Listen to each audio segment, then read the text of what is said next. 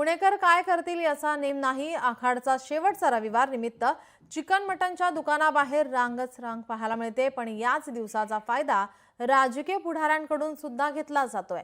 याचं कारण म्हणजे पुण्यातील धानोरी परिसरात एका दंपत्याने तब्बल 5000 किलो चिकन मोफत वाटण्याचा उपक्रम राबवला आहे।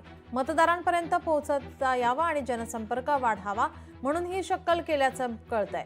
चिकन घेण्यासाठी प्रत्येक व्यक्तीकडून ओळखपत्र घेतलं जात आहे आणि मगच चिकन फ्री दिलं जात आहे। दरम्यान तेथील नागरिकांशी आणि उपक्रम राबवणाऱ्या दाम्पत्याशी संवाद साधला आहे आमचे प्रतिनिधी अमोल धर्माधिकारी यांनी।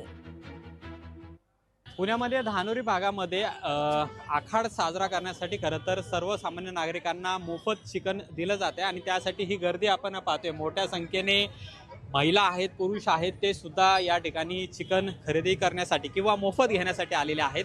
काय सांगाल, एरवी तुम्ही विकत चिकन घेता पण आता इथं मोफत मिळते, काय आनंद आहे वेगळा? धनंजय भाऊ जाधव फाउंडेशनच्या वतीने सौ पूजाताई जाधव यांनी हा उपक्रम खास महिलांसाठी राबवलेला आहे। काका, आज तुम्ही चिकन घेता, एरवी तुम्हाला पैसे द्यावे लागतात? हो ना, पैसे द्यावा ना। आता इथं मोफत मध्ये देते मॅडम, तर ते थँक्यू व्हेरी मच त्यांच्यासाठी। छान वाटतंय, मज्जा वाटतेय की आपण काहीतरी करतोय, आनंद वाटतोय।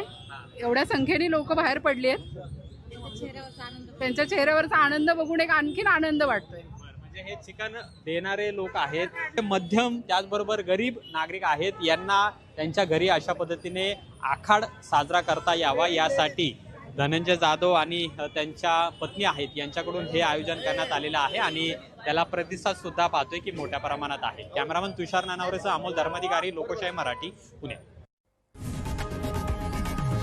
लोकशाही मराठी, ऐका, पहा, जागरूक रहा।